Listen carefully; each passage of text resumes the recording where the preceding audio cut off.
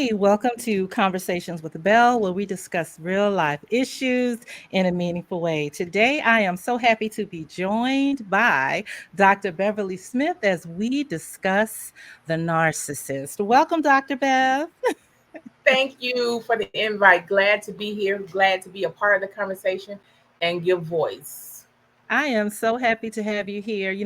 There's a lot going on in the month of October, right? Yes. Um, and I'm in pink. We're both in pink because we are celebrating Breast Cancer Awareness Month.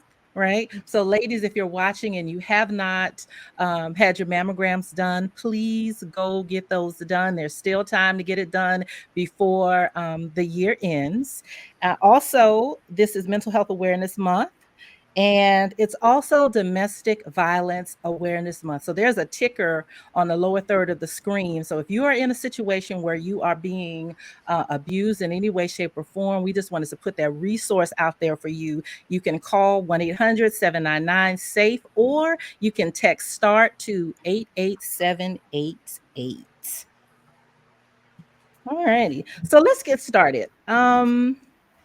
This topic is something I've been wanting to talk about for a very, very, very, very long time. And it is about the narcissist, right? We hear the term all the time. We hear people being called narcissist all the time. And so I just wanted to dive into that a little more deeply and get the facts out there. And so that we are, as the lay people, because I'm not a psychiatrist, I'm not a psychologist, that is not my background, but I am very interested in the topic. So I just wanted to make sure that anyone watching can get some facts on the topic. So I want to back up and talk about how a narcissist comes to be. Is that something that you're born as, or is it trauma induced? Is it failed parenting? Is it trauma induced? How does one become a narcissist? First of all, I want to thank you for the invite to be here and again to give voice on the topic of narcissism, NPD, narcissistic personality disorder, and just have the conversation because awareness is always key and Mhm. important to how we cope, how we build community around coping with mental health challenges and illnesses and disorders. And so, first, again, thank you for the invite. I know, like you said, this month has several topics as we're bringing awareness to. Also, as we talk, we'll highlight bullying because this is Bully Awareness Month, Yeah. Depression Screening Month, as well as we talk about seeking out help. You can always dial 988, which is a crisis access line. But to go Okay. back to your question, as we begin to jump in and talk about narcissism, narcissistic tendencies, and narcissistic personality disorder, from my perspective, professional perspective, it is. I don't think it's something you're born with. I think it's something that it can come from your environment. It can come from, as you mentioned, attachments that did not adequately develop in childhood. And for some in my profession, they may call it, or laypersons may call it, arrested development. But Okay. basically, in childhood, there's research that shows or indicates or shows evidence that a narcissistic personality disorder happened or occurred in childhood. Hmm. Poor or undeveloped attachment, primarily to the mother. That's what research shows. And so it also shows that in that childhood space and time for an individual, they did not form appropriate attachments that gave them the validation that they need, or also provide limits for structure and to how to model appropriate behaviors. And Hmm. so in childhood, oftentimes we've heard of ACE, adverse childhood experience. So in childhood, when an individual experiences traumatic events or events that are unhealthy, it has indicated through research that later in life that individual develops unhealthy habits, and this is very much so one of them, including physical unhealthy habits as well as mentally unhealthy habits. So the narcissistic personality generally, as research shows, started in childhood, Hmm. again from poor attachment with that primary parent, and oftentimes that is the mother. Mm. you know. But also, I think, we talk about research as well. We take that with a grain of salt, but it does help to inform us on treatment as well as understanding the disorder. But also in childhood, we know that individuals, already through research, all of us may have certain tendencies already in that field of what we may consider as narcissistic tendencies or characteristics. But as the individual moves through childhood and move into teenager and adult, oftentimes those tendencies will dissipate. Is when they don't dissipate and they develop and form unhealthy habits, unhealthy behaviors that Mhm. cause psychological, emotional harm to themselves and others. And in some cases, it may, result in a harmful physical harm to an individual. What types of things does a mother, because it seems like when the mother-child relationship is off balance or dysfunctional or abusive or neglectful, it causes a lot of problems, right? Into adulthood. And most people, it seems that they never resolve those issues. So, what types of things would you say that a Mhm. narcissist, that a mother who rears a child into narcissism, what types of things or behaviors are you seeing in the mother to cause this reaction in the child? Well, oftentimes parents and individuals will model and give what they have the capacity to give and model. And so we often see in Mhm. childhood parents who do not have the skill set to model and show empathy to their children. That is one Mhm. case where we can see someone developing into that space of being a narcissist. But I also want to add to the list, not only do we see it possibly as a root cause from childhood, it could be from a host of other factors and Okay. incidents and issues that occur in an individual life later in adulthood. Now, it doesn't mean it negates that something did happen in childhood that was unresolved, Mhm. but that could be something that happens in adulthood. It could be in the personal relationship, it could be in a professional setting, it could happen in adulthood, but yet it still may trigger and go back to something from the childhood, a traumatic experience. And again, a lot points back to empathy. Did this did the individual experience a healthy attachment, whereas they saw empathy, they experienced empathy, and then because they experienced and saw it, they now can give it and show it, right? And we talk about empathy, Mhm. we're talking about individuals' ability to understand someone else. We're talking about individual, can they show compassion, but also empathy, understanding another person, giving empathy, understanding not that I've been in your shoes, but I still do understand how you may be impacted. And being Right. willing to show some type of kindness, some type of understanding, some type of grace, or if you will, towards that individual, and just show Mhm. some kind of compassion. When we talk about the narcissistic personality, we're talking about the individual who oftentimes is in a space with exaggerated self-esteem, where they think extremely highly Mm. of themselves and not able to balance that out. They think highly of themselves and want to be around individuals who they think are very powerful, or individuals who help them keep their self-esteem inflated. And there are oftentimes individuals who will have, as we would see from the outside, inflated self-esteem, but actually on the inside may have a low self-esteem, and oftentimes they Mhm. do. And so that inflated self-esteem, thinking those grandiose thoughts that they're highly and more powerful than what they really are, that's actually a defense mechanism that's triggered. So on the outside, we see that individual being or perceived as highly confident, highly skilled, very successful, know it all, can provide all the solutions, there to be the rescue and the savior of it all. But actually, inside, that's not what's happened with that individual. That individual has feeling over criticized, low self esteem, and oftentimes looking for a place of escape and looking for a defense, and they're unable to cope with those feelings and emotions, and so that defense mechanism come out outwardly to the public as powerful, overly self-confident, and indeed that's not the case. Hmm. So, how does one real realize that they're actually dealing with a narcissist. And I want to speak romantically first, right? Because most Okay. of the women who watch me are trying to figure out the men that they're dealing with or have dealt with, or they're trying to heal from something. So how do I know if I'm in a relationship with someone that they are in fact a narcissist? Because my understanding is that only a clinician can diagnose it. And so I know there's a cluster of behaviors that you look for, but Uh-huh.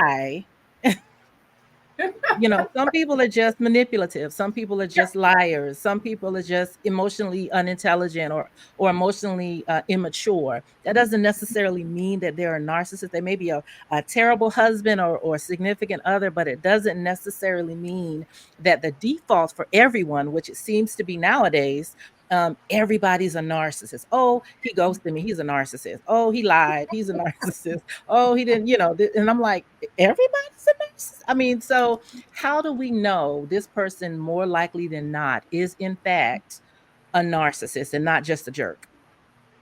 Well, interesting. We use the word sometimes that person's narcissistic, and we kind of use it loosely, you know. But however, several of us at some point in time have maybe had those tendencies, and to a certain degree, those tendencies and characteristics can be helpful in your professional personal life. It's when those characteristics spill over into an unhealthy, they become excessive. That's when it becomes an issue of concern. And so, again, a few of those characteristics, a pattern of grandiosity, they think so highly of themselves and what they really are. They need admiration. And these are some of the things that when I diagnose someone as a narcissistic or NPD, narcissistic personality disorder, I use a DSM-5 TR, and they have like a list of 9 things. Does this individual meet characteristics in those not at least 5 of those 9 areas on a consistent basis? And I Mhm. look at and determine, is it healthy? Is it unhealthy? Is it consistent? Is it not consistent? And those are the things that we look at and consider. A lack of empathy again, and that feeling or demonstration of entitlement, of feeling like they must be on top, they must be in power, they must receive praise. And also, they can be explosive or exploit individuals, and oftentimes they will exploit individuals.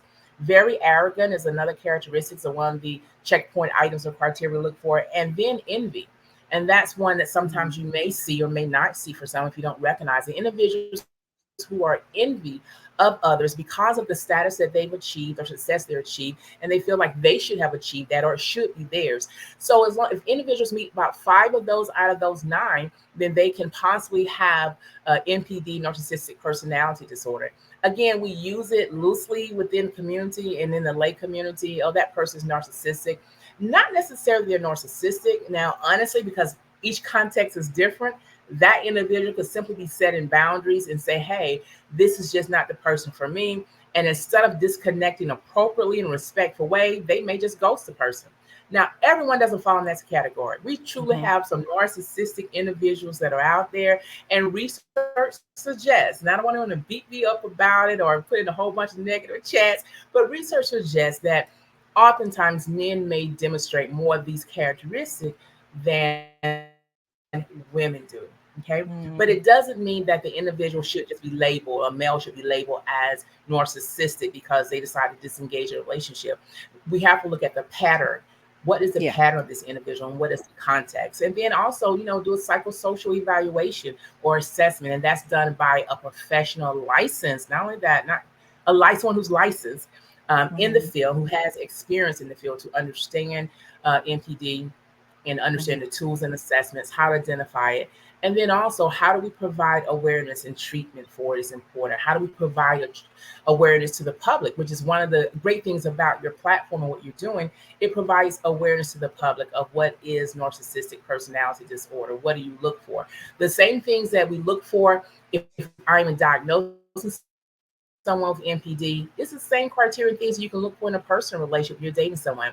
But look for consistency. Look for, is this individual intent to provide harm? Is it a Mhm. situation that again provides harm, that exploits me? Is the individual able to take responsibility for their words and their actions? And oftentimes, when individuals cannot take responsibility, refuse to take responsibility, shut it all down, those may be indicators that possibly these individuals are narcissistic. But I just want to caution everyone against just using the term labeling individuals as narcissistic.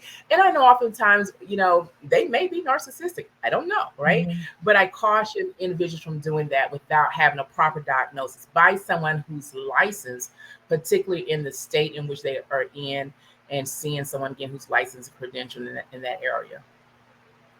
So I know that was a historically, that's fine. It's totally fine. It's a lot of information. The power of the internet is people can listen to it as often as they need to get the information so that they can make what? Informed decisions. So we know historically that our community does not um, go to therapy.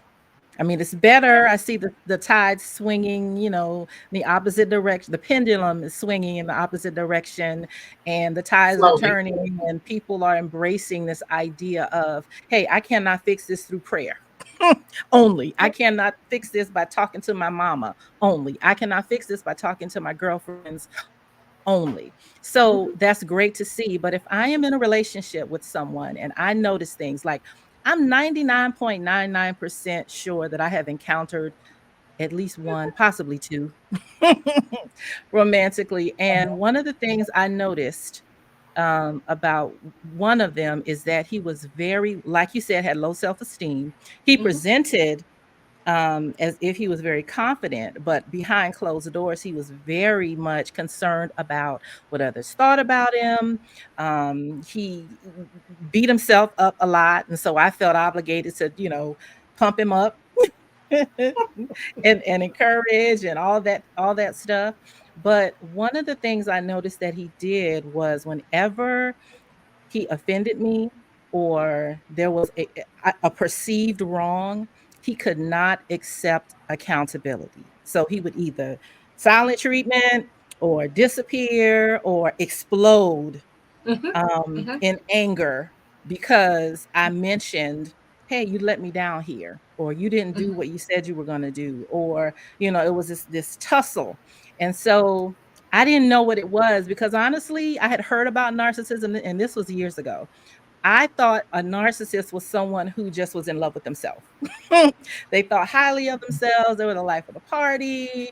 It was all about them. I didn't know all these other things Mhm. existed. So when I was in that relationship, I didn't really know how to respond because I'd never encountered someone like that. But there was zero accountability. There was zero accountability, and his way of dealing with it was to explode in rage and like go off, and I guess that was to train me to not do that again.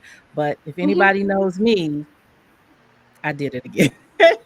And those can be fear tactics that a narcissist can It was, utilize.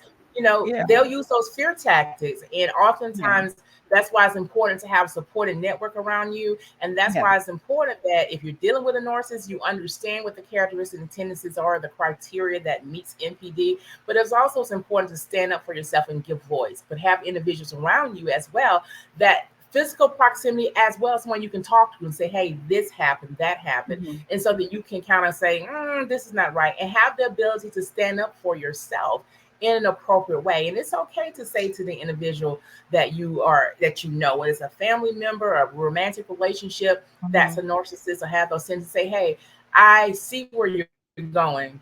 I don't agree. Or, okay, I see that. I understand that. And it's okay to say, I'm not responsible for your behavior. That is not yeah, true. I don't take responsibility for it. That's for you to yeah, own, but that's your decision to own it or not. And so being able to have those conversations to give voice to who we are, and mhm, honor who we are and the treatment that we deserve to receive is important. Because oftentimes with narcissists, they don't take responsibility, right, for their own actions and behaviors. They want to kind of deflect it and push it off and blame and be mhm, very competitive. And sometimes just outright lie about it, right? yeah, And not be truthful and fabricated. But they oftentimes will cite past mistakes that you've made to kind of keep you in a place of disarm, in a place of fear. And it also keeps you in a place of allowing them to control you. And so mhm, the explosiveness invokes fear, which, and then if someone is fearful, they're going to be less likely to respond or stand up for for themselves. And that's why it's important also, again, to understand what the narcissistic personality is, and also to understand, what to look for, and then how do I respond to it? What do I say? What do I do? Because Yeah. oftentimes in relationships that are abusive, it can be physical abuse is horrible as well as emotional abuse. And Yeah. sometimes what is said, causes just as much damage, equally as much damage as the physical abuse does. So bringing up past mistakes, questioning your memory, Mhm. gaslighting, someone mentioned, as you mentioned earlier, the ghosting, that's important as well. And Mhm. so when the narcissistic supply is threatened or cut off, they will become explosive. When I say narcissistic supply, that's the supply, the space or the individuals who feed into or they get that praise, and they have to continuously have that supply in order to not become necessarily explosive. But their supply could come from a host of spaces, from a romantic relationship, from a parenting, a sibling. It could come from work, from a host of places. I had never been spoken to that way before, and so, like I said, I just froze because I just had never, ever been verbally abused like that. I didn't know what to do in the moment. Now, that's never gonna happen again because now I know, and I came back to myself, and I get it, but in that moment, like, that was the first time I had ever had a man speak to me Mhm. or explode in rage like that towards me because I simply said, "Hey, you did this, and that hurt me." Mhm. That offended him to the point where he just exploded on me. Mhm. And Mhm. so the other thing I noticed was that, they're very condescending, and there's a undertone that's not nice. Yeah. So I noticed that he would say things like forward facing. He was very, hey brother, hey sis, community this, community that, but behind closed doors he talked about everybody. Yes. Everybody. And it was always negative, and it was always, that he had helped them. They couldn't have gotten to where they were without his assistance. They weren't really that talented, or they weren't really that attractive. I mean, just all the time. And I would sit and think, my goodness, Well, what that's is what the he saying about narcissist me when does. I'm around? But that's what the individual does. They downplay everyone else, Yeah. but they're more important. They have it all together. They understand. Yeah. And so they're the enlightener. They're giving you information, and they're the important person. They're telling you other people are not as good as or not Hmm. important. And so they maintain that power by enlightening you and sharing that information. But not only do they talk about individuals, they have no regard to who receives that kind of Hmm. treatment. They will challenge your memory. They will play the devil advocate. They will also, as I mentioned, ghosting, stonewalling, cutting off emotionally. There's a host of things that they'll do to maintain their supply. And if you can't help them maintain that supply, they will then cut you off, move on to another space in person. And so, if you can't provide them with that space to be important, to be larger than life, they'll get it from someone else. And that's okay. We have to say, hey, I'm not it for you. I'm not Yeah. the person for you. And it's okay to let that individual move on. But it's also, when we're talking about domestic violence awareness month, if you're in a narcissistic relationship, individuals who are, be cautious of how you respond and when you respond in their presence. And so, with someone who's has a narcissistic tendency, texting is definitely a better way if that individual is explosive, so that you're not face to face with that. Yeah. You have that buffer there. And so it's simply texting the no, I'm not engaging. Now, those are words that they generally don't like, and that will continuously cause them to be explosive. But with texting, you can provide that response that's healthy for you. And you Hmm. can also share with them how to get help, how to seek out support, and share resources with them. Now, will they actually do it? No, but you just doing No. your part and say, hey, I've got the space for you. You just move to space and get some help.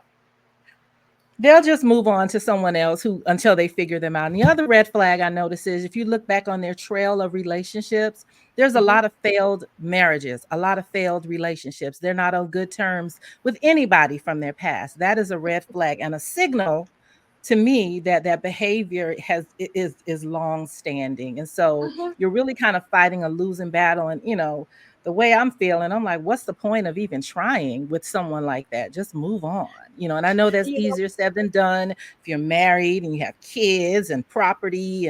But if you're being made to feel, and there were moments when he would say things that were just mean spirited, mhm, and and so I'm like, man, if you listen to this enough, I would say it to him often. I was like, you need somebody with low self-esteem because I'm not, this is not going to work for me, kind of thing. Oh, no, I didn't mean it like that. But you said it. And so there was this lack of care for how empathy. his behaviors and words would impact me. And obviously that didn't last, but going forward, when I would pick that out in other people, I would flee, because I'm like, I know where this is headed. I'm not gonna stick around for this. And also, he didn't have a good relationship with his mother.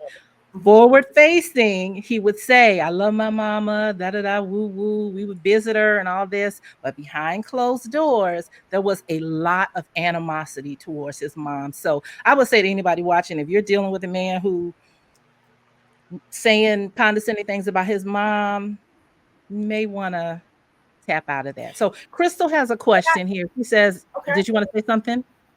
No, I Did was you want just to say gonna something, say, Ashley? I just want to highlight what you said. Even if the individual is upfront praising their mother, but listen to that relationship. Listen for the Mm-hmm. unspoken words.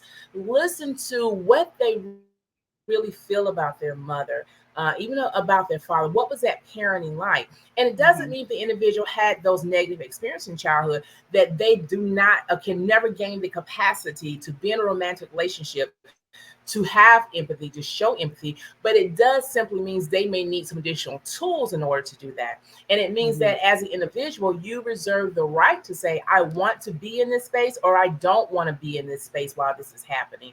And Mm-hmm. so you have to give voice and be honest about who you are and where you are.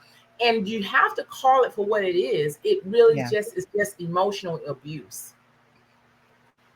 Absolutely, absolutely. And my fear was now he never did that in person. It was always over the phone. But I would always think, like, it's very easy probably to slide from verbal abuse to physical. And so that's something I definitely, Yeah. did not want to experience. So I knew I had to get out of that, and I did. The other thing I wanted to mention before we move to Crystal's question Okay. is, um, and I lost it just that fast. Oh, wait. Okay, as a mom, right? Mothers. And so I find that I attract a lot of men.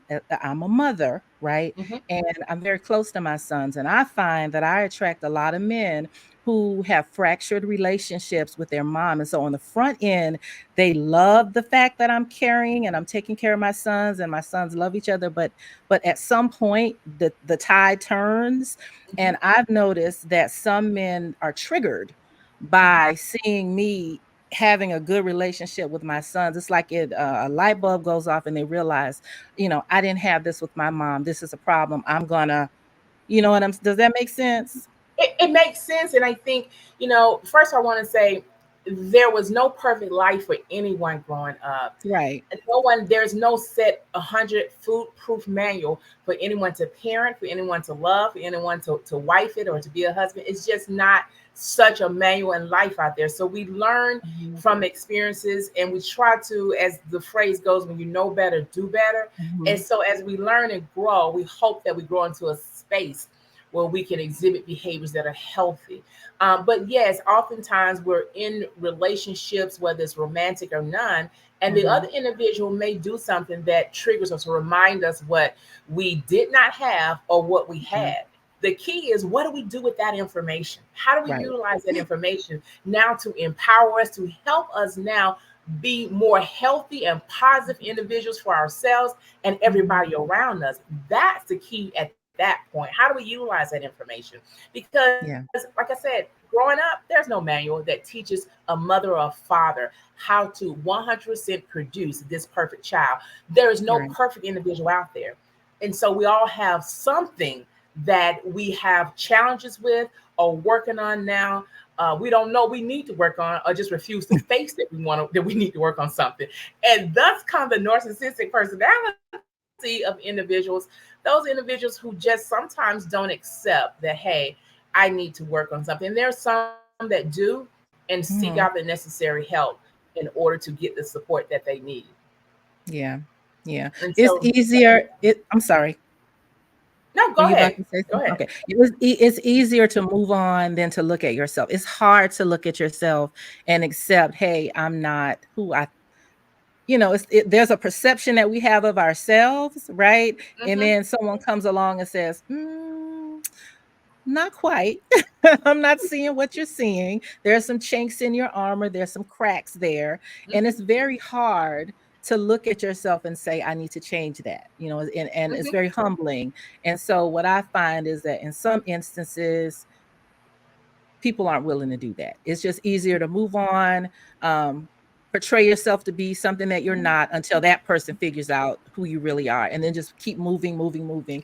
But so And the Crystal's cycle continues.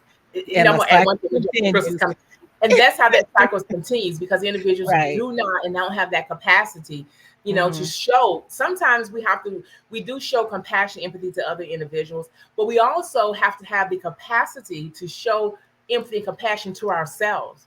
And when Yeah. we're able to show empathy and compassion to ourselves, have that humbleness and humility Mhm. internally, Yeah. that's when we can stop that narcissistic cycle and not divorce the individual, move on, and just cut it off. And that cycle continually goes around and around and around. But when that individual can then look internally and say, hey, I need to do some work on myself. I have been in XYZ relationships and I'm getting the same response every Mhm. single time. The face change, the landscape change. I'm the only constant. So let Right. me do the work and look internally. And it takes some compassion and empathy for ourselves. It takes a great deal of Yeah. self compassion to say, hey, I am still a human being. I still have some Mhm. great qualities. But in this space, right, I'm demonstrating some narcissistic personality disorder characteristics, and I need some help. And I'm going to get the necessary help. And I'll surround myself with people to help hold me accountable Yeah. for growth and for change. Is a true narcissist even able to self-reflect and realize that about themselves if if they truly have this disorder? Are I they think, able I to think do that? I think, I believe, and it's just my belief, right? And my Mhm. belief, and I think research does suggest it.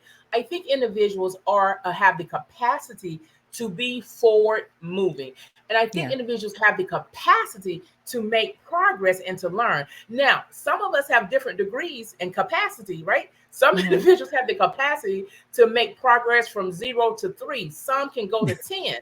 It just depends on the individual, I think. And I think it depends on what happened to that child. What was the adverse childhood experiences, or what were the traumatic experiences later on in life? And so Yeah. unpacking all of that, and I think maybe some deep rooted psychotherapy can help the individual to make some progress. Some individuals, unfortunately, may not change, right? They Mhm. just may not. But I think all of us are presented with the skills and tools in the right space to acquire. But some of us may choose to or may choose not to, because it's some hard work. It's some hard work, and you have to look internally. A lot Yeah. of people, I think, with NPD may lack that ability, and so their turnaround time or their growth rate may be slow, and some of them may have coexisting disorders, whether it's depression, maybe it's with substance disorder, a host Mhm. of other things, and anxiety that may impact it. So we talk about the person with NPD, that individual may have co-occurring disorders, which means, a little bit more time, a little bit more therapy, and nothing happens overnight. There's no magic wand. And so if you're in it for the long haul to help and support, understand that. And if you're the individual who's diagnosed with um, NPD, then just show yourself some grace and mercy, but commit yourself to the process. That's Yeah. important. And I know you had a question from Dr. Crystal. Yes, from Crystal, from Dr. Sears. She says, is there a difference in a person who is narcissistic versus NPD, or do you use the terms interchangeably? Sometimes we use those terms interchangeably. When we say narcissistic, I can use that term could mean someone who's not diagnosed. But when I say NPD, narcissistic personality disorder, that's an individual who actually has been diagnosed versus Mhm. saying someone who has narcissistic characteristics or tendencies. So NPD is the official diagnosed, official mental disorder that's actually in a DSM-5. And so a narcissistic, professionally, sometimes we use it interchangeably, but from laypersons who are not, licensed to provide that, we may refer to as narcissistic tendencies or personalities and so forth. But NPD is the official diagnosis. Is Leon there, wants to know, is there a cure? you know, Jesus. there's not a, you know what, there's not a known cure from my professional research for NPD, but there's Mhm. treatment that's available. Oftentimes, I know individuals don't like taking medication, but oftentimes a medication that's used for anxiety, depression, and other personality or mood disorders is sometimes used for the narcissistic NPD. But we know that therapy does work, it can help. And so, no known cure. But what do we do to help to gain coping skills? What do we do to help show some type of growth? And therapy is a great way to help do that, and sometimes coupled with medication. And we talk about therapy, we're talking about, the psychotherapy, being able to talk with someone licensed. And I say, when you have NPD or other mental health disorders, talking with someone who's licensed in your state where you reside, and providing that service, being able to understand and pull back the layers of understanding the triggers, understand the childhood or what happened in adulthood, and then be able to talk about identifying them. But what do we do now to acquire healthy behaviors, a healthy thought pattern? And for some individuals, will require some cognitive restructuring. But in order to restructure anything, you have to understand what the structure and foundation originally was or is, and being Mhm. able to do those assessments and evaluations and understand the psychosocial of the individual, which means you got to talk about what happened in childhood. You have to talk about what happened in adulthood and understand it. But do it from a non-judgmental standpoint. And that's one of the things that I think is important with therapy being successful, is Mhm. that being able to talk with a licensed person who has a skill set to develop that therapeutic rapport, so that the individual still feel valued as a person, but the behavior is what we want to change. The individual is still a human being. We want them still to be able to make positive contributions, in their personal relationship, professionally. Mhm. And so helping them understand, identify the unhealthy behaviors, but then what do we replace it with? So it is a process. It's not something that happens overnight. There's no magic wand. And so someone who has been diagnosed at NPD, or someone who has those tendencies and does not have a diagnosis, just Mhm. understanding, those behaviors don't change overnight. And although they don't, doesn't mean that we do not or cannot or should not, because we should still set healthy boundaries for ourselves with those individuals who are around us. And when I talk about healthy boundaries, we're talking about, setting those boundaries where we're able to say no, we're able to distance ourselves. As I mentioned earlier, sometimes texting allows you to have that buffer and that distance between you and the individual, so that you don't have to face all of whether it's the rage, your anger, or the lies, or the competitiveness, or Mhm. whatever the case may be. Do you So no, no. recommend do you recommend counseling together? Because I've read some things that suggest that it's not a good idea to go to therapy with your narcissistic, whomever you're dealing with that's a narcissist, because they can be so cunning that they, can fool the therapist and etc. So do you recommend doing that, or should you go to therapy separately? Well, that depends on which stage you are in the process of the therapeutic process. I Mhm. think initially, when you're doing psycho, for me and for professionals who've been doing it for a while, oftentimes when you're doing the evaluations and you're doing the psychosocial assessments, spiritual assessments, SUD assessments, all those things you're doing, you get information from the individual, but you also get it from those family members, whether it's a spouse, significant other, or even children and so forth. You're able to get that information with signed consent and all that good stuff. But having that information up front helps you to get a full picture. If it is a couple, that therapist may say, hey, I want to do, as part of the assessment, to interview and talk with the spouse together, to separately, and they sign up on that and give informed consent.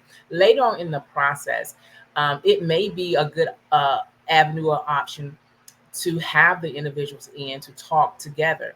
But you have to be at a point in a safe space, whereas the individual has made at least some gains to have that conversation, to invite that person to that therapeutic session. Can there be some benefits?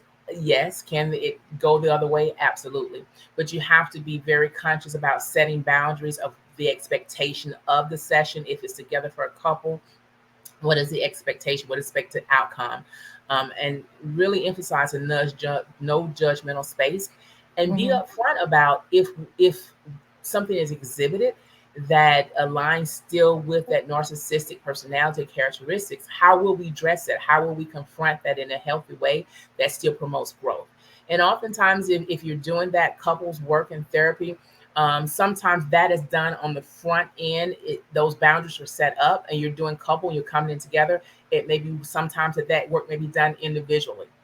So I think it just depends on the nature of what is the context of what is actually being said and what is actually happening, the exact behaviors Mm-hmm. that are happening. I think at some time having those conversations with both individuals in the relationship, marriage can be helpful, can give insight. Is also a way of kind of doing a litmus test. If you're having therapy and it's going along the way, kind of that's a good way to check in to see actually what is happening, versus just taking that individual's word for it. Because a narcissistic personality can be very cunning, and they Mm, oftentimes are very manipulative, very. very manipulative.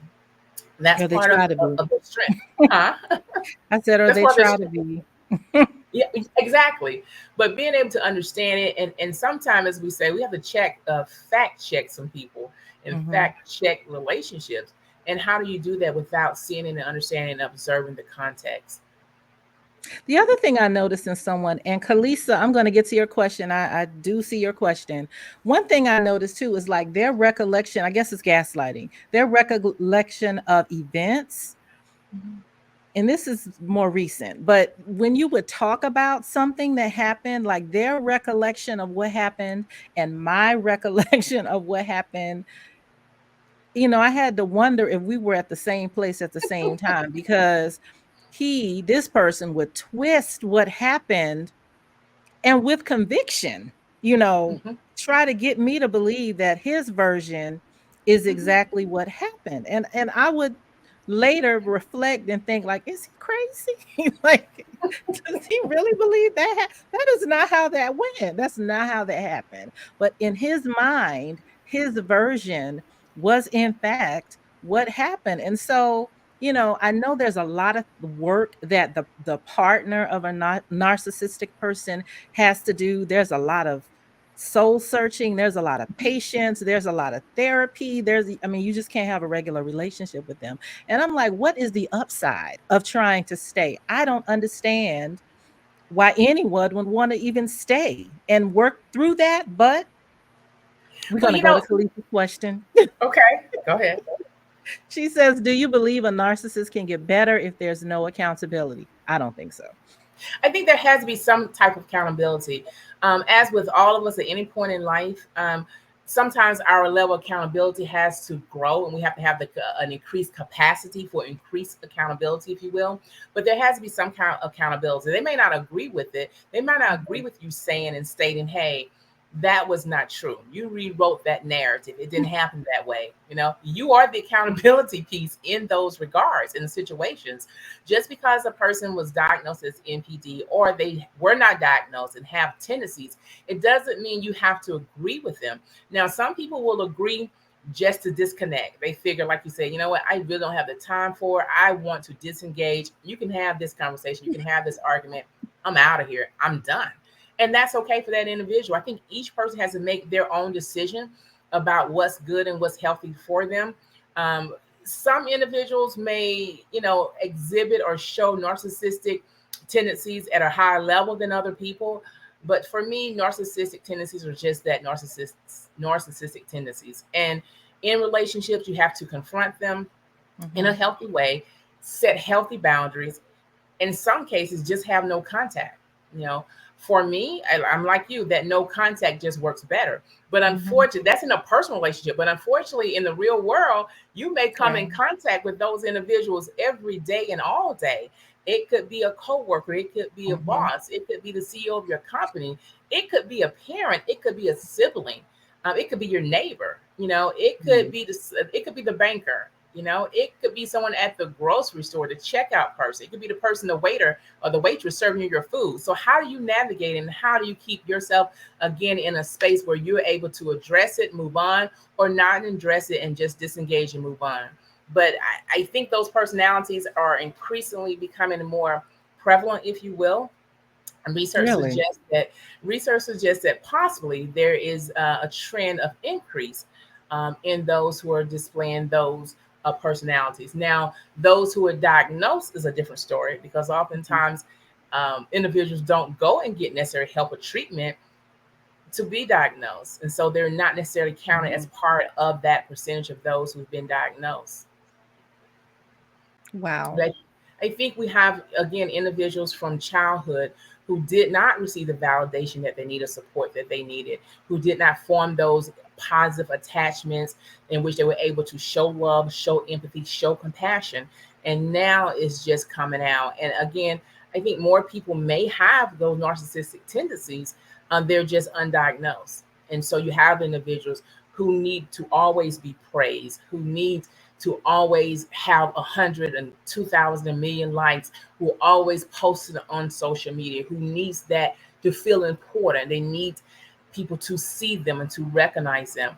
So I would venture to say, just on experience and just some of the research that I've done and things that I've read, when you talk about that social media disorder, individuals who kind of fall in that category, we may see in the years to come more individuals with NPD that may be connected to social media. So it's not just social media because I know some people are like, this isn't real. It's social media. It's just the internet. I'm like, mm-mm. And these are symptoms that I'm seeing on my timeline. Something is amiss. Mhm. So, do you think that social media has contributed to the rise in narcissistic tendencies in our society and particularly in our community? Do you think it's I think it contributed? has. Yeah. I think it has increased our awareness of it, and it's Hmm. increased our ability to recognize it. But I think these things were already there prior Yeah. to. But I think social media now, as with anything else, it will Hmm. exacerbate, it will uncover, it will show you and show the world those things in which we hid, like mental health concerns that we just Hmm. didn't want to talk about. And so social media now is providing that platform and that avenue to say, hey, we have made progress, but we still have work to do in this area called mental health, NPD, domestic violence. We still got a lot more work to do. And so individuals go to social media to for their platform. And a lot of people Hmm. want to be social media famous.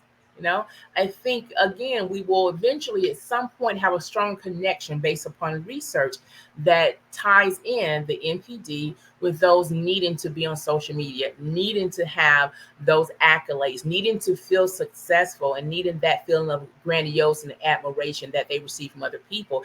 And for some people in the narcissistic personality, that is indeed their narcissistic supply. We talk about having Hmm. individuals as a narcissistic supply, but Yeah. social media for a lot of people, that's their narcissistic supply. And if they don't get it, you don't get a certain amount of like, they'll move to another platform to boost it, or they'll reach out. They will do various things to keep that supply. And when you try to address it or individual try to bring it to their attention, they'll do gaslighting, they'll do stonewalling, they'll ghost you, they'll cut you off, until they Mhm. can find a space in person to keep their supply coming or prevalent or relevant for them. What is the difference in silent treatment and stonewalling? Some What's the similar, difference? Mhm. there's some similarity with the two.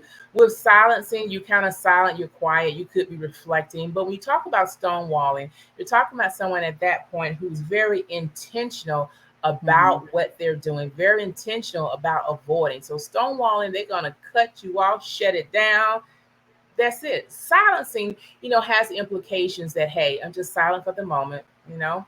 I just need a time to reflect, and they may bounce back. That's what silencing. And some Mhm. may not. But with stonewalling, it's very clear with that label, those individuals are shutting it down, cutting it off. They're not going to revisit it. They intend for you to shut up in the moment, right? And it's done. Close the door, seal it up, pack it up, throw it away. It's over. Silencing is a little different, but similarities again. With silencing, individuals may come back, they may revisit it, they may have the conversation, and some may not. But stonewalling is a much more um, further on the continuum of the spectrum, if you will, when it may become a little bit more explosive to get their point across, or just shut it down, move on. Again, they're not going to open the door again. It's just done. They're done with it. So is it the intention? Because there's a difference in I need to take a minute to calm Yep. down, to think about how I want to respond versus I'm Mhm. upset with you, so I'm not taking your calls, I'm not texting you back, I'm ignoring That's whatever. stonewalling. Yeah. And that's stonewalling. And with stonewalling, again, they'll shut it down, but they won't revisit it. Someone who's just Mhm. been silent for the moment, they're being reflective. They're just kind of saying, you know what, I need that little time out for the moment, right? And they Mhm. may come back. But again, each context is different. There's some individuals who are silent, and it does spill over and just straight out stonewalling. They're not going to revisit. I'm silent for the moment, but guess what? I've always been silent, and I'm not going to come back and have this conversation again. But some individuals who are just silent, they generally would come back and say, hey, you know what? I just needed some time to reflect, or I just can't do it right now. But they would generally revisit it. But for some individuals who are silent again and they're going to go over and spill into that stone wall, they shut it down. You feel the shut down. They don't Mhm. just pull back and be reserved. They It's let you know, boom, it's it, done. Yeah, both, in my opinion, are forms of manipulation and control They because are. most people don't say, "Hey, I need 48 hours to myself." They just disappear and That's then they true. pop up like a genie, like, "Okay, I'm over it," which is That's true. But inconsiderate. that's true. But that's why I think therapy is helpful and important, because one of the techniques we utilize, and I utilize when I talk about with patients, is that sometimes being silent can be helpful, before you Absolutely. say Yeah. something that's going to be hurtful, disruptive. And if you got to explode, you know it's going to be hurtful, then take that time to be silent. But this is the important piece about silence, and as a technique and a strategy and an intervention, is that we communicate. We communicate and say, I need to be silent right now. Right. I need to hold this Absolutely. in. Maybe let's come back in a day or two. It may take me 2 weeks. It may take me 3 weeks. But what I'm saying to you, it may take me a month. But I'm going to come back to this. Can you give me that space? And the Mhm. accountability piece is, okay, I'll give you that space if that's the agreement of what, take the time that you need. But we need to come back to this. Now, 30, 40, 60 days that went by, the accountability piece is I need to check in with you, particularly in that relationship where there's trust and there's respect and we're holding each other accountable to building a healthy relationship and maintaining healthiness within us individually. Okay, you said we would talk about it. Then you know what? When you want to talk, when are you ready? So the critical piece about silence is as a strategy and intervention is communicating that. And oftentimes in romantic relationships, we don't discuss, but we should discuss how we're going to deal with conflict. How are we going to deal with happy times and not so happy times? But one of the things that we can talk about is, you know what? How we deal with conflict, I deal with it differently than you. I may need to reflect. So on the front end, I say, hey, I need some time. I may need some time because I don't want to say anything. And honestly, that's one of the personal strategies that I utilize. And if I get to say it up front, I try to say it on the back end. I try to say, hey, I need some time to reflect right now. This is a lot. Mhm. I need some time, but I'll come back to it. you know, or I ask, so Yeah. when do you want to talk about this again? When is a good space and time to have this conversation? Because I want to respect where you are. I want to respect your ability to process and reflect. And then let's come back and talk about together. Let's strategize together. Because in the relationship, you're supposed to be the team, Right. whereas you versus the problem and versus the world, not me versus you. So having those agreements on the front end about healthy strategies is important. Right. It is a red flag when someone does not want to if someone can purposely give you the silent treatment or stonewall you and they know how that is impacting you, but they don't care, I don't feel Mhm, like that's somebody that's worth investing in further.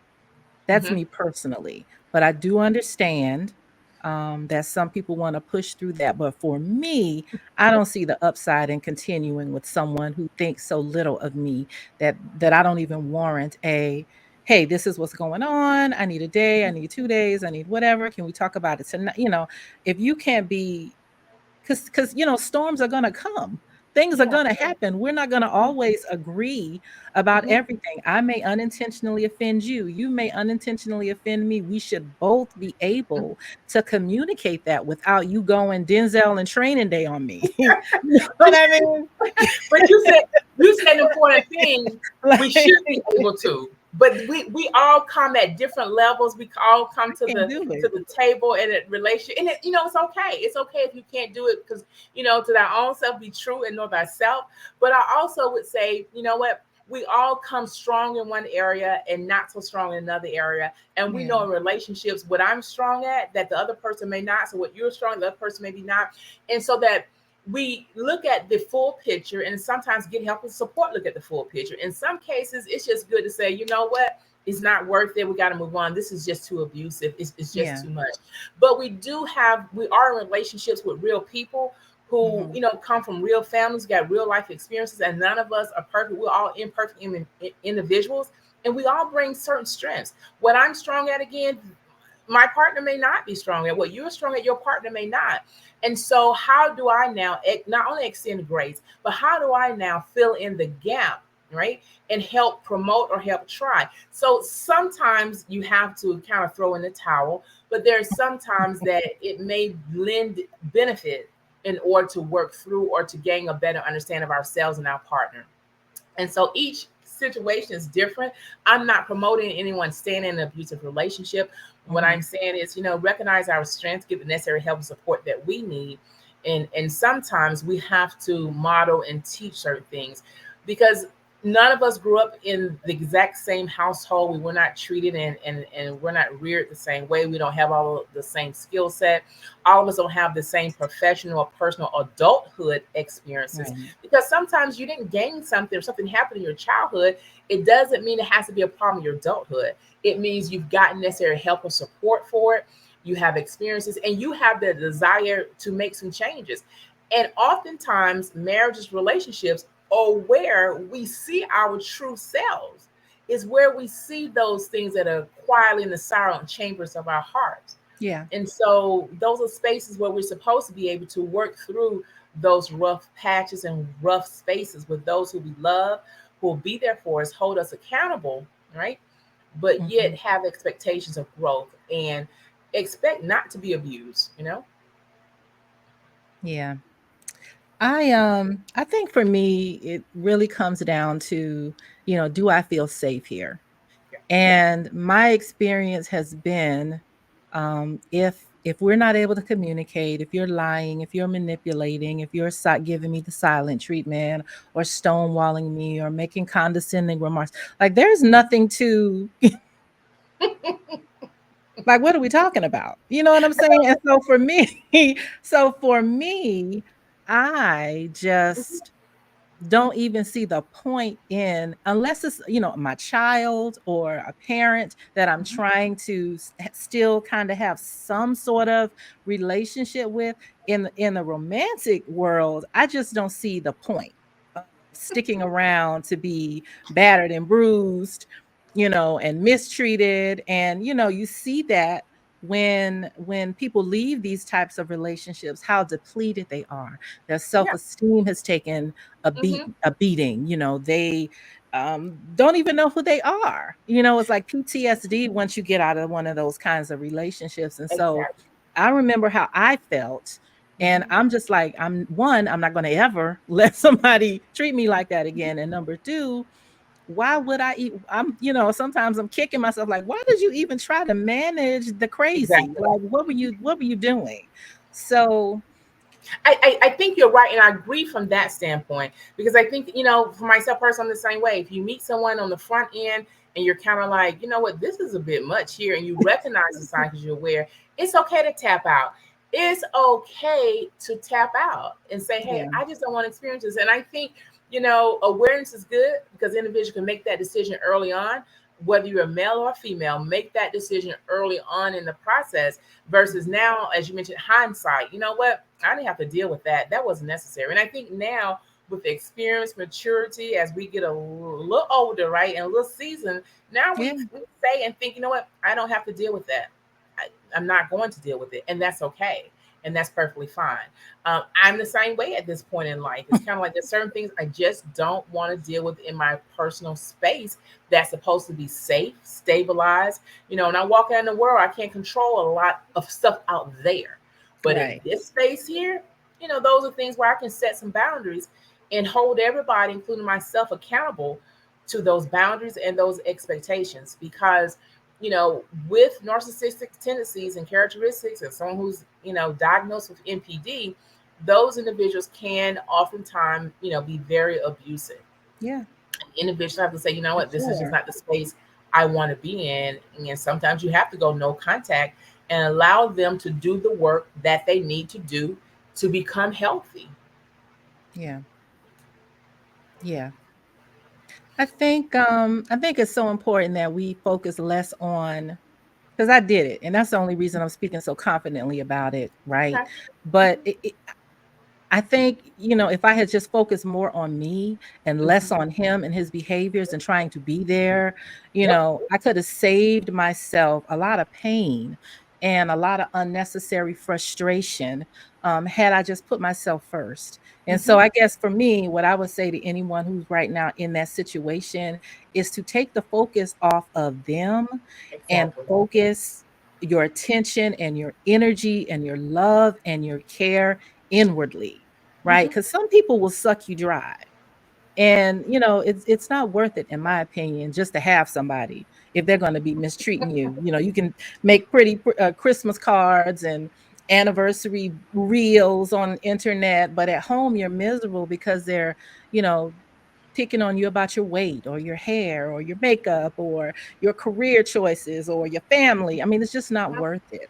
So I think we try to save people and Hmm. end up drowning in the process and killing ourselves trying to love somebody who doesn't even have capacity to love you back, at least not in the way that Hmm. you need to be loved and to Hmm. feel safe in that relationship, because we're supposed to feel safe. Yeah, we're supposed to feel safe, but then we have to do the necessary things to ensure our safety. And that Yeah. includes, as you said, setting those boundaries, standing up for ourselves, and saying, hey, this is not acceptable for me. This is not something that I want or I'm willing to deal with.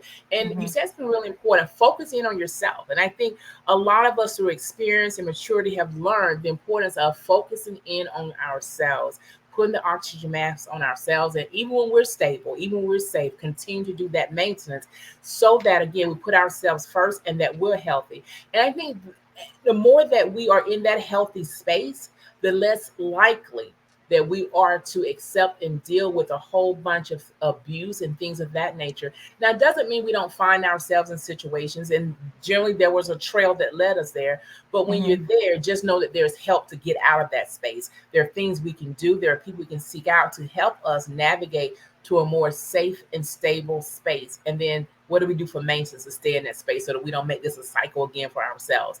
Yeah.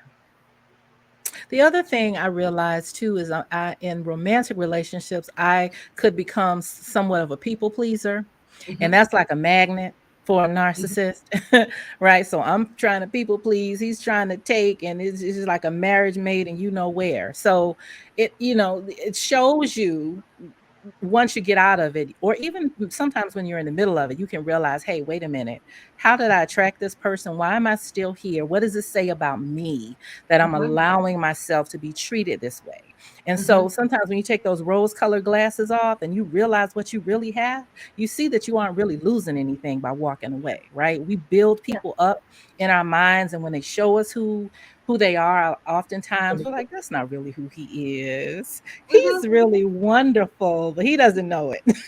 you know, and they are showing you day in and day out, they don't have capacity to love you. They don't have capacity to take accountability. They don't have capacity to show empathy. They don't, Hmm. they're showing you, showing you, showing you. And we want them to be who we want them to be versus, accepting who they really are. And then you end up harming yourself in the process, is my point. Hmm. So, Yeah. you know, And that's why we have to show ourselves, we have to show self-compassion to ourselves and be true Yeah. to ourselves and be loving to ourselves. And part of showing self-compassion is not about, just, oh, you're good today, you're a loving person and being all soft. No, showing self-compassion says, hey, I am deserving, I am Mhm. responsible for my happiness, but I'm deserving for surrounding myself with people who will help me be accountable for my happiness, who will contribute to my happiness, my healthiness, and help me be in a safe and stable space. And so showing self-compassion is really important, because oftentimes I don't think we do it enough, show ourselves self-compassion Mhm. to the extent that it impels us or compels us to act and do the necessary healthy things, like remove ourselves from unhealthy relationships. In Yeah. addition to that, we have this thing that we do is called negative self-talk. And how do we Mhm. move to positive self-talk? And Yeah. oftentimes we don't recognize negative self-talk that lands us in those spaces with those narcissistic personalities, that keeps us in those spaces with those individuals narcissistic personalities. Because sometimes, some individuals who are experiencing the result of an NPD person, they could have exhibit those behaviors themselves. So we have Mhm. to not only recognize them in other people, but have the self compassion to recognize within ourselves and address those negative self talk things that we do, that keeps us in those spaces of narcissistic personality. And then sometimes, like I said before earlier in the conversation, it shows up outwardly as overly self-confident, as thinking highly Mhm. of ourselves, when in fact that's not what's going on internally with that person.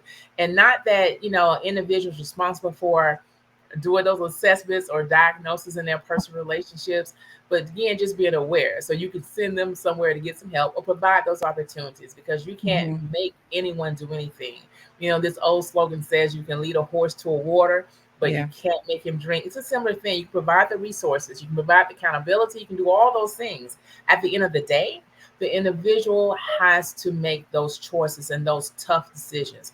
You know, Right. make those tough decisions, but we still have to have those hard and courageous conversations, Mhm. either face to face. If you're afraid or fearful of that person, you know what? Don't do it face to face. Do it through text message or just go no contact. And if Mhm. you feel like you're going no contact and it's still you find yourself in that space where that person is saying and doing some unhealthy things, then I tell individuals you can always dial 988, which is the National Crisis Access Line, Yeah. or you can always dial 911. So those are resources. I know you shared some earlier, but the Mhm. key, I want to share with anyone with any mental health disorder, or someone who's suffering from NPD, or someone who knows someone, their relationship with someone, I really need them to hear this phrase: "You're not alone." And Mhm. that's an important piece when individuals need to be motivated to seek help, need to follow through with getting help, because you're not. There's truly help out there, but you have to reach out and get it. You have to take those steps that are so critical and so important. Because oftentimes, individuals who have those characteristics of NPD or narcissistic, they've heard it over and over. These are not new phrases, these are Mhm. not new things that people have said to them. You've heard it enough. Know that you're not alone. Know that there's help out there. You just have to take the steps, get the help, but then be invested to sticking it out, because there's no magic wand. There's nothing that's going to Mhm. happen overnight. And there may be times you may have to seek out help from someone, and then may have to say, you know what, this is not my space for person for me for therapy. Let me find someone else who can provide that therapy. The same help that we seek out with a physician, or we seek out with a hairstylist, or we seek out with anything else. You don't like one restaurant, you don't go back, you go to another one. You don't just stop going. Most of us don't. That same concept and model applies to getting and seeking mental health care and seeking therapy. Help is there. You're not alone. Get the Yeah. help. Yeah, and I think a lot of times it's people don't believe that they are deserving of the love that they're giving. But it's Mhm, important to understand when you're in a relationship, what you're giving out, you should be receiving. And if mhm, you are not, you need to reassess that situation. It could just be that they're not aware. It mhm, could be that they are, in fact, a narcissist. And then you have some real hard questions to ask yourself about, do you want to continue to invest in that situation? mhm, But I think, first and foremost, you need to be honest about what you're getting out of the relationship. And the mhm, point of being in one is not to just pour, pour, pour, pour, pour.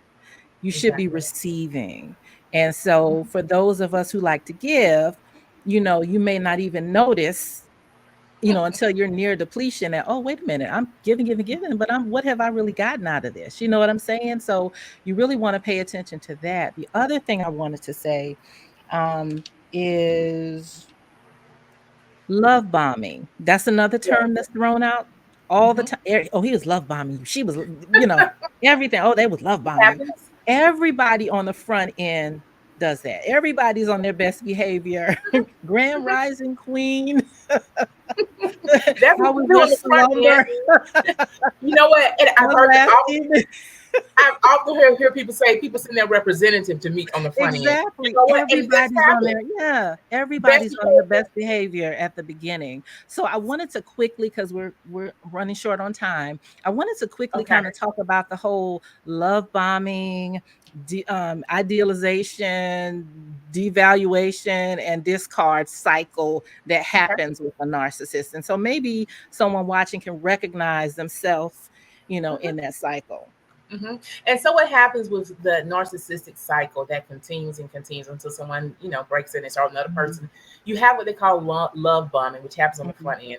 They give you all the attention, all the admiration, and you're giving it back to them too. And oftentimes, right, it's kind of reciprocated. And so you have a lot of bombing. I yeah. love you, you love me, that goes on. And so we are there for it and we are enjoying it. But you move from that space until a space of the criticism started, the devaluing Mhm, started, the excessive lying. Not that it wasn't there on the front end, but on the mhm, front end, you're kind of looking, trying to check it out, and it feels good, and you you flow with it, right? But when it moves to the next stage of criticizing, devaluing who you are, the lies, excessive competitiveness, putting you down, and in those stages, it can very well be the explosive at that point. You could see some anger, you could see some rage, but you would see a lot of criticizing. You'll see the individual at that point, when I mentioned earlier, questioning your memory, mhm, devaluing you, bringing up your past, and sharing things that from a narrative that did not happen. And so, in that phase, there's a lot of negative things going on in that space. They're unhealthy, and it's not emotionally safe at that point. That's when the abuse is more evident, it's more prevalent. You can see it clearly at that point. So, what do mhm, you do at that point becomes a question. Being able to recognize it and getting the help and support. But for individuals in that space, they are doing that just to keep you keep you in a space you continue to be their supply, so you can continue and keep that narcissistic behavior going. And when you say no, I'm not going to do it, you go no contact. Those are the times, or if you challenge them or say no, never, and stop, those are individuals who will say, you know what, I'm out of here. They will stonewall, they will cut you off and never look back because they've moved on to someone else to be their narcissistic supply. But in mhm, that time of devaluing you, they will do narcissistic gaslighting. mhm. They will do narcissistic stonewalling because they want you to continue to be their supply. But you don't have to be their supply. You don't. Right. You don't have to be their supply. You can say no and set some healthy boundaries. But when you do, just know that individual may become outraged, they may be angry, but they will move to a point then of that's when they do a divorce from you. That's when Mhm, they leave and they move on to someone else. mhm, And unfortunately, that's the phase that's most critical for them to get help or show, hey, I've made some traumatic growth in this space. And mhm. so they, at that point, hopefully and should, but sometimes they don't, get the necessary help, therapy, medication, and be in a good supportive environment where they can receive help and support, whether it's form a support group, one-on-one therapy, and again, just being that accountability space so that they can begin to make healthy decisions and improve their quality of life as well. But again, for individuals who are the victim of it, just know that there's help out there for you as well. You don't have to be in those spaces where you are abused. You Right. can set healthy boundaries and you can improve your quality of life. And it may be helpful for that individual who's a victim to receive some type of therapy so that they can understand, okay, what happened? How did I end up in this space? What's going on Mhm. with me that I didn't recognize it sooner? And now that I recognize it, what do I do? And Yeah. also do it from a non-judgment standpoint and show compassion, because oftentimes persons with narcissistic personality, they don't just uh, target or trigger or their supply is not always necessarily someone who people may think as a weak person. It could be Right. someone with a very strong personality, someone who's successful as well. And so it happens, and we fall in that space of I can help them, or they're not that bad, it's okay. Hmm. But just know it's okay to pause that and have no contact, move on with your life, allow them to get the help that they need, and allow yourself to get the help that you need. And so that goes back to that word of showing yourself self-compassion Hmm. and having that humbleness and humility within yourself to say, I deserve better. I want to improve quality of life, but I want it for other people too. So let all Yeah. of us do help. I'm gonna put a pause on it while I get my help so that I can be better for myself. And this occurs in romantic relationships, professional relationships. They occur in various spaces. And Hmm. so just important again to look at it from a standpoint of non-judgmental, but it's unhealthy behavior. Now let's deal with the unhealthy behavior, but still value that person as a human being. But target the behavior, but the person is still a human being. And sometimes it's hard to make that distinction when the emotions are high. What's hoovering? When What we about talk hoovering? Yeah, so we talk about hoovering. Those are Hmm. things that still will occur during that next initial stage. When we talk about devaluing a person, and Hmm. so individuals may exhibit aspects of hoovering. Again, it doesn't mean that hmm, individual still needs help, but they're showing hoovering when they are devaluing and constantly showing you again the front end positive sign love bombing, but then they may move into a space where they're not, and it just becomes a little toxic.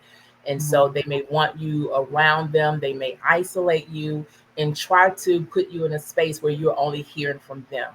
And so just know that that's not a healthy space to be in. But having people to who we're accountable for, and having people who can help us look at the situation a little differently and being able to talk it through, that can help us to move out of those spaces where individuals are exhibiting those negative behaviors. Yeah. My understanding was that hoovering happened after the discard, and it was kind of their way to kind of keep you in their orbit. So if they needed to circle back, that door, like I kind of feel like, and I don't know because I'm not a doctor, right? But I Fine. kind of feel like the reason they ghost or stonewall is so because the door isn't fully closed, because they're betting on you on the other side of that being kind of like, I wonder if they're going to come back to me, or I wonder if they're going to reach out. And so they do eventually, because whatever Mhm. they've gone to didn't work out, or that person figured them out. And so it's a way to keep you kind of in their network, which is why I believe once you realize that's what you're dealing with, it's best to block and just move on with your life and let those other people have them, because I don't feel like they'll change. Like I'm not Some seeing the people, fruits. I'm not I seeing the know, fruit. right? Some people don't change, but do they have the capacity to change? I think I they don't do. think But they I do. think the hoovering can occur, you know, and I know we have certain stages that we see and say things Mhm. only occur. I just think the hovering, I think it occurs in several of the stages. We just didn't Yeah. recognize it in the first stage. When you Yeah. had the love bombing, I think it was there. When you look back on, when you really sit back and reflect, that stuff was going on from stage one to the end. And Probably. sometimes it happens thereafter unless you go no contact. It's just, Mhm. did we recognize it as that? And I think in that devaluing phase is when we may see it most prevalent and Mhm. going into that final stage. Mhm. But individuals, when they are devaluing, criticizing, all of that is to kind of get you in a certain space, to keep you in a certain line, so that they can have that control and have that power, and you can continue to give them the praise, and they're the enlightener. But it can happen in various spaces and in various stages. But it's just that we don't recognize it in some of those spaces, because if you go no contact and you hold that true and fast, then you don't have to necessarily worry about that hovering. It's just not going to happen. But Right. oftentimes we don't fully go 100% no contact. Mhm. And that's why we have to do the work within ourselves to Yeah. figure out what is it that I press pause and I took it off pause. And sometimes you just have to press stop and move on. And Mhm. so I think it has occurred again in all spaces of the stages. It's just that, do we recognize it as hoovering? Individuals who are MPD and truly diagnosed or have those tendencies, they are always going to do that. That's what they do. That's kind of a little bit of the crux of it. How do I keep you? How do I manipulate? What do I say? What do I do? What fear do I invoke? What do I do to keep you Mm-mm. in the space that I want you in? And they'll continue to try because they think that oftentimes they're more superior. They have more knowledge. They have more skills. They can do this and they can win you over. It's just when they don't and you say absolutely no more and you stop and no contact, they will move on to someone else who can be their supply. But the thing to know is that it's not going to work in the next situation either, right? True. Until they fix the behavior. So if that's the reason that somebody's sticking around, is because I don't want someone to benefit from all of my labor. Listen, Mhm. they won't. They won't. They're going to do the same thing with every Someone else. person that they're with, Hmm. because they haven't corrected the behavior. And it's hard.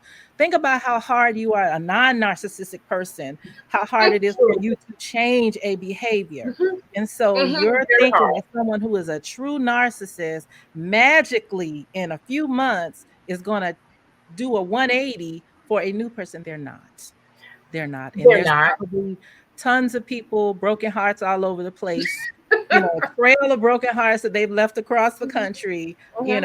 So I don't want anybody watching who's dealing with this to think that that's a reason to stay. I need to It's stay not. because they're gonna, or be brokenhearted because they moved on, because they're gonna do the same thing with the next person. I don't care how they present on social media. They're I doing the totally. same stuff. They're But we doing the have to same stuff. call. Yeah. But we have to call narcissists or NPD. People who exhibit those behaviors. It's emotional abuse, and you have to Yeah. call abuse just that, abuse. And especially during domestic violence month, you have to just call it for what it is. And oftentimes, we don't want to call it what it is. We want to soften the tone or Hmm. soften the message, but oftentimes we have to just say what it is. It's emotional abuse. Now, Hmm. I do think individuals have changed. I've seen some successes, but that's she looks like what. But people can be forward move. You hear of spaces, and I hear of some elders who would say, changed happened. But everyone has to make that call for themselves if they Right. want to go through that bumpy road. Is it, if you do or don't, that's your walk. And everybody have to Right. own their decision and be okay with their decision. I would wish everyone would want to be in that healthy space and a Mhm. healthy relationship where it's safe and it's loving and it's nurturing. Um, but it doesn't mean it's perfect, Right. and sometimes we want a perfect world or a perfect relationship or a perfect spaces, and it's just not that. And all of us are going to bring some amount of brokenness to it. Mhm. It's just life because we're imperfect individuals. It's just a matter of what is that in brokenness, what brokenness can you deal with, and what's your deal breaker and what's not your deal breaker, and be committed to being in a safe space. Yeah. Again, doesn't mean the individual is perfect, but being in an emotionally abusive relationship that just doesn't change, now that's questionable. And you have to do some hard soul searching about, why am I here? What's going on? And should I be here? What do I do now to advocate for myself? Because I am deserving of love. I'm deserving to be Mhm. valued. I'm deserving to be respected. But sometimes you have to have the conversation because everyone don't necessarily understand that what they do and say how it impacts the other person. The only thing they know is they said it because this is what from their space of understanding. But sometimes we need to be exposed to other worlds and hear other beliefs and other opinions and feelings about what you did and how you said it and where it landed me. Now, what I intend to do about it that's healthy for me and puts all of us in a healthy space. And I think another way that we do a disservice to ourselves is, well, one, my experience has been that they are very charming, right?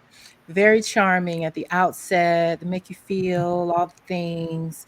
And you find that once they get you, Mm-hmm. you spend the whole relationship trying to get them back to that person at the, Mm-mm. who they, you fell in love with the person who they were in the beginning, when in reality that was a representative. And who you Exactly. have now, the abusive person, the person who lacks empathy, the person that's always cheating, the Mm-hmm. person who's sneaky, the person who, whatever, Mm-hmm. whatever, that's who they really are.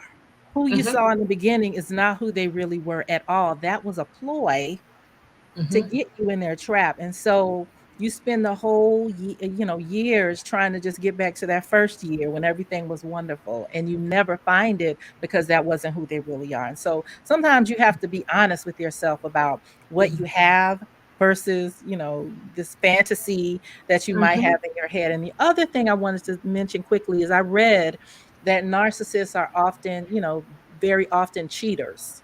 Mm-hmm. Is there any truth to that? Is that why I is don't that? know. I don't know what the research lends Mhm, to that. I know infidelity is a topic that I've done great research on, and so mhm, in my past and research, actually, our dissertation was on infidelity. There are certain characteristics of the individual who does cheat, and sometimes they may exhibit those personality traits of a narcissist. When you think about the profile of someone who cheats, that's the individual who had that poor attachment, did had a arrested development. You mhm, have individuals then who have access, if you will, to power. And that's when we talk about the narcissist personality of those P's. The person wanting to be successful, wanting to have the grandiose, they have to have praise and also power. They have the access or have the mhm, ability to power. So, yes, just don't have the actual numerical research of all of that. But someone who is a cheater does have some of those tendencies based on some research I did. That was actually part of my dissertation. mhm, Um, so yes to that. We, like I said earlier, we have an increasing amount of individuals who may who are experiencing NPD or being diagnosed with NPD. I think it could be as low as a 0.5, but up to a 6% within mhm. our community within the U.S. And so it's prevalent, becoming I think more prevalent.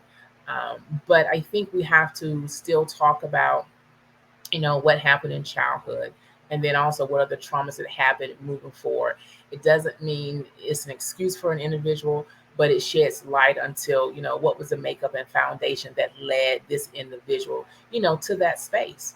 And sometimes individuals who were abused, whether it's sexual abuse or just emotional abuse, physical abuse, that may be some individuals that you may see later on in life, who may exhibit the narcissistic personality. But again, Mm, it boils down to individuals who just don't have that capacity or didn't see it as a childhood empathy model or empathy expressed to them. And there's a difference, in not having empathy and ability to show it and then being vulnerable. mm, Those similar but yet different. We talk about being vulnerable in relationships. We talk about, showing that soft side. I think that's important. But when you talk about a narcissistic personality, you still have to have your guard up in those regard, and showing empathy to them, it doesn't make much difference to them, and they're not able to show it to you. So you have to, yeah, have your guard up, set necessary healthy boundaries so that you can be healthy and move into a healthy space. But do the work on yourselves and on ourselves so that we can figure out how do we end up in this space. Because again, the warning signs are probably there. Individuals send their representatives. When you're yeah, younger, maybe you don't see the signs, but when you get older, you see the signs. You just yeah. choose not to um, give them necessary attention, do anything about it, because you're still in a space of fantasizing, of hoping that it can and will be something that it never will be, because it never was that, you know? Yeah. I would encourage people to take their time. When you meet Yeah. someone and they blow your socks, knock your socks off, I get it. Been there, done that, That's the t-shirt, red hat, flag itself. all of that. But it sometimes, sometimes everything's hitting. You like the way they look, you like the way they move, you like the way they think, you like the way they talk, you like everything is hitting, right? And so you can get caught up in that, and before you know it, you find yourself to be in a relationship with someone who lacks capacity to give you what you need. Mhm. They never had it. They Never fooled you at had the it. beginning, but Mhm. time is going to be the test. So slow Mhm. down, and I'm speaking to Slow down. myself. Mhm. Slow But you know down what? and But you know what assess. though? Yeah. I want to agree with you to assess and slow down, but Mhm. also non-judgmental, show compassion to yourself, but be honest with we have to be honest with ourselves and say, hey, you know what? I missed something. Because if someone is hitting Mhm. it on point, every single thing you met at this age, that is the red flag itself. If someone is checking off every single thing, that's the red flag. Because somewhere along the way, you probably knowingly, unknowingly, told them in your mind, I want some fantasy world. And you gave them that checklist. So what they decided to do at this point, he or she decided, hey, I'm going to meet everything on this checklist. So when they start hitting off every point, check off every point, it's because you gave it to them. You gave them the information. And I so we have to be a don't little know. bit Not cautious sometimes. Yeah. sometimes, but we have to be Sometimes, but cautious on the front end, because if someone is checking off every check mark, for me at this point, professionally and personally, that's a red flag in itself, because nobody's perfect, And if you hit every point that I had, I'm cautious of that. That's yeah, me. I would agree with you. However, I did meet someone once who, Mhm. and I didn't tell him anything, but everything was everythinging at the beginning. You know what I'm saying? Uh-huh. But you can't keep that facade up, right? And so eventually the mask comes off and you see what you really got. But initially, Yeah, everything was singing, and it love wasn't bomb. because I was giving him a checklist. I want this. I like it was just everything about him was hitting all of the things that I liked. He had them. Hmm. And it Hmm. wasn't that I said, "Hey, I like this. I like that. Do you have?" It wasn't that. It was just Hmm. he was hitting everything, right? And so eventually, you see what you really have. But I was so enamored with who he presented himself to be initially, I Hmm. couldn't let go of that until I had to, Yep. because I had to be honest about what I really had. So But you said the important thing. You involved in the love bombing, but you got to a place you had to let it go. And I think that's the piece that we have to focus in on, is mhm, that at some point we have to let it go. yeah, We have to let it go. And so yeah, there are circles that I'm trying to read real quick. I know you said we're short on time. There are mhm. circles that are out there that can provide support. Are those flying monkeys? Is that are those the flying monkeys that they talk about? I'm not sure, but there is an app out there. There's a community that I know focuses on um, narcissists and divorced people, from those spaces. So there are circles out there, narcissist circles, kind of like support Mhm, circles, and they have individual therapy, individuals who specialize in mhm. providing support for narcissists, and they have narcissist circles. So those are definitely important, that are out there. So you just have to Google those and put those out there in on those spaces. But don't ever hesitate as well to contact your provider, your insurance provider. They can provide resources for you as well. Mhm. But yeah, so there's support out there and there's help. The key is just getting the help and taking that first important step. Taking that first important step is critical. Do you have any parting words for our guests? Thank y'all for hanging in there with us. I knew this was going to be a conversation that people wanted to hear about, but I think the important takeaways are everybody isn't a narcissist. Some people are just not good people. Some people are just liars, full stop. Some people are just manipulative, full stop. Some people are just cheaters, full stop. Mhm. Everybody that wrongs you or leaves or ghosts or whatever, they're not a narcissist. So I hope that we've given you guys some clarity about what it looks like, what to do if you find yourself in that situation. Where can we find you on social media, Dr. Beverly, if we want therapy or we need counseling, or are you giving any speeches anywhere, anytime soon, anywhere? You know what? I have not released my schedule yet for speaking, but you can Okay. simply reach me. My private practice is B Smith Consulting Group LLC, Okay. and so you can reach out to me via that bscg.co, and that's the avenue you can reach me. You can also reach me at Dr. Bev Smith at BSCG. Is a resource as far as email where you can reach me at, and I'm on social media. You can always reach out to me. And so, parting words, what I would say, understanding if you're the victim of domestic violence or narcissistic personality, to own your voice and to know that you are deserving. Mhm. Own your voice, set boundaries, and if you have to go no contact, go no contact, and know that you're responsible first and foremost for your safety and your security, and you're deserving of it. So own your voice and set the necessary boundaries. Encourage you to seek out help if you Mhm. need any help. You need immediate help. I mentioned earlier 988 as well as 911. You can always call your insurance provider, and if you don't, you can still call, and there are individuals. If you call 988, they will connect you within your state and your location appropriate service providers if you're having a mental health crisis or just need access. So again, own your voice, set the necessary boundaries, know that you're important, you're valuable, and deserving. And so those would definitely be my parting words. Thank you for the opportunity to come. I always love talking about mental health Absolutely. topics and so forth, particularly to the world, but to those who may not necessarily have the conversation up front in communities that shy from it or just afraid or culturally wise haven't had those conversations. So thank you for providing that platform. And again, I encourage everyone to know it's not just a slogan or logo, that truly you're not alone. There's help out there and there's help available. So be encouraged to take the next step. Thank you again There, for the opportunity. absolutely. Thank you for coming on. There is a lot of information on YouTube, guys. If you want to learn more about narcissism and narcissistic supply, narcissistic rage, the different types of narcissists, which we didn't have time to get into that, but there are different types of narcissists. They don't all behave the same way, right? So, I would just encourage everybody to work on self love, loving yourself, because the more you love yourself, the less tolerant you are of people who don't love you.